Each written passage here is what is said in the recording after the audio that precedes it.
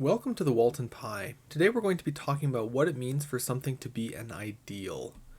So to start off, we're going to need a couple definitions. So let's let R be a ring, and let's let I be a subset of R.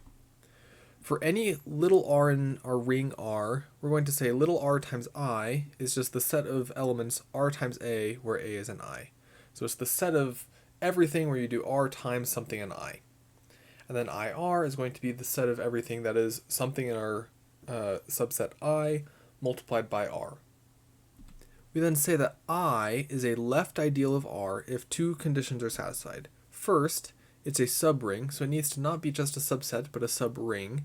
And then two, Ri is a subset of I for all R in our ring R. This means that it's closed under left multiplication. If we multiply by things on the left, we are never going to exit our subring I.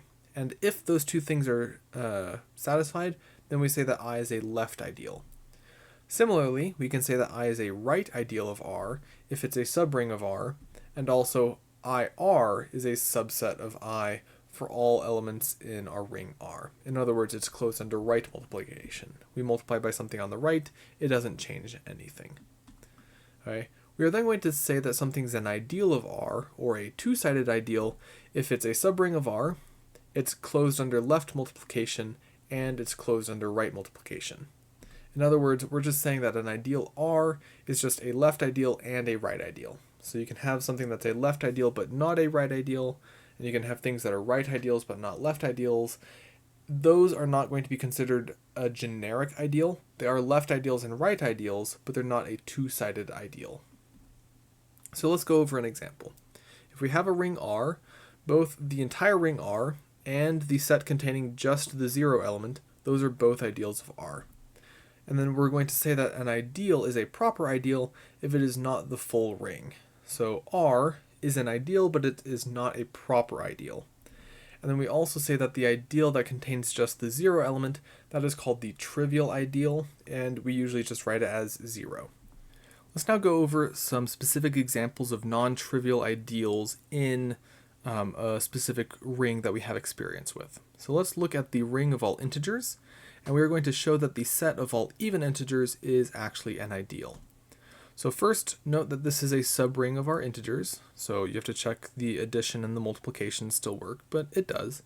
But then to show that this is an ideal, we have to check that it is closed under both left and right multiplications. So let's let n and k be arbitrary integers. N times the set of even integers. That's the set of n times 2 k's, where k is an integer. Well, that gives us just the set of 2n k's. And that's going to be a subset of the even integers. Every 2n k is going to be even, so it's a subset of e. And then e times n, that's all the elements of the form 2k times n, which are just 2kn's. Also always going to be an even integer, so that means that both of these are closed under left multiplication and right multiplication, so that means that E is an ideal. So in fact, we can actually generalize this a little bit more. So if we let our ring be the ring of all integers, the set nz of all multiples of n is going to be an ideal for every integer we pick. If our integer is 0, we end up with the trivial ideal. We only get the 0 elements. If we pick n is plus or minus 1, then we're going to just get the entire ring R, the entire ring of all integers, and then for everything else we're going to get a non-trivial proper ideal. And the logic as to show how it works is going to be practically the same for even integers. It's going to follow pretty much all the same steps. Now, we're going to go off a little bit, and we're now going to talk about quotient rings. Okay, so ideals, those tie directly into a concept called the quotient ring. So if R is a ring and I is an ideal of R, those are the only conditions on the theorem. Then the additive quotient group, R mod I, so throwback to quotient groups, I'll leave a card up in the description, that's going to end up being a ring under these binary operations. R plus I plus S plus I gives us R plus S plus I, and then R plus I times S plus I, that gives us R times S plus I, for any R and S in our ring R. So this tells us that if you have a ring and you have an ideal, if you look at the quotient group, that ends up being a ring. So we call that a quotient ring. it turns out that the reverse of the theorem is also true.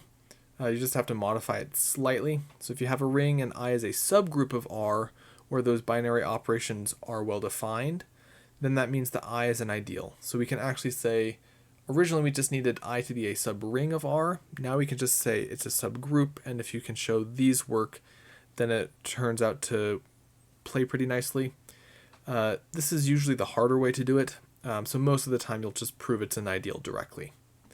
Now, as I was saying earlier, R mod I, we know that's a quotient group. This just tells us if I is an ideal, then R mod I is actually going to even be better than a quotient group. It's going to be a quotient ring. So it's going to have two operations instead of just one. I hope this was helpful in understanding ideals. Please check out some of my other videos if you are interested, and if you enjoyed this, please like and subscribe. It really helps me out. And as always, leave anything down in the comment section down below if you want me to go over any other topics. I hope you have a great rest of your day, and good luck with all of your math.